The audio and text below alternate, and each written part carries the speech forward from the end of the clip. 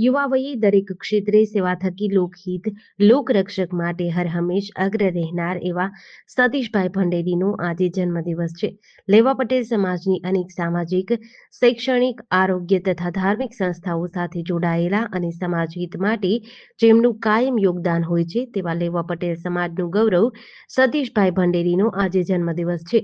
યુવા વયે વિવિધ કાર્યક્રમને સફળ બનાવવા જેમનું અનન્ય યોગદાન છે અને યુવા પેઢીને કાયમી તેમના વિચારોથી પ્રોત્સાહન પૂરું પાડનાર સતીશભાઈ ભંડેરીનું આજે 26 વર્ષ પૂર્ણ કરી 27મા વર્ષમાં મંગલ પ્રવેશ કરશે।